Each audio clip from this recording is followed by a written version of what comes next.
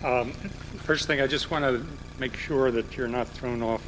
In the calendar, it says modern science in the fuller description, origins of modern science. That is also a bit of a compression. The original title was the ancient origins of modern science. So I want to make sure you understand that ancient part, because I want to look at how science began and then trace its history up to the point where we say, well, it's now modern science, traditionally taken to be 17th century.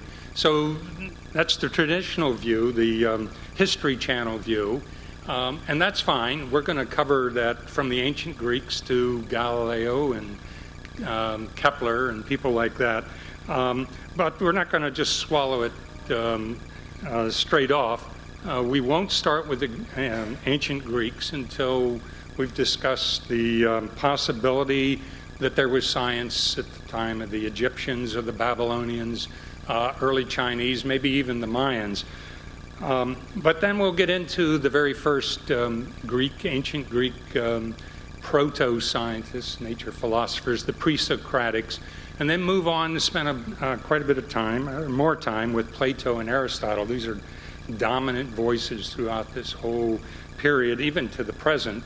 And then focus on what was the pinnacle of ancient Greek science at the fabulous library and museum of Alexandria, and look at how that ancient Greek science impacted and was impacted by various cultures that it came in contact with, whether pagan or Christian or Jewish or Persian, Byzantine, and especially that remarkable fluorescence of medieval Islamic science that led to or involved in a renaissance in Western Europe, and then the so-called beginnings of modern science with people like Galileo. This is the 400th anniversary of Galileo's telescope and his discoveries with the telescope and the impact of those discoveries.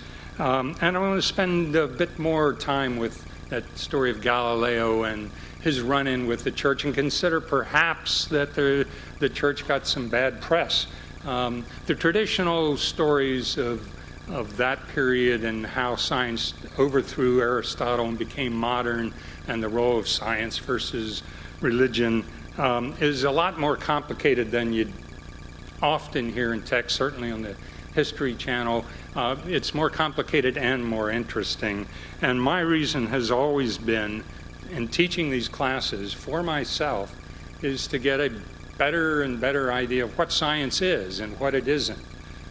Anything that has a history or evolves, whether it's a biological species or a cultural institution, is, I think, made easier to comprehend if you know something about its history.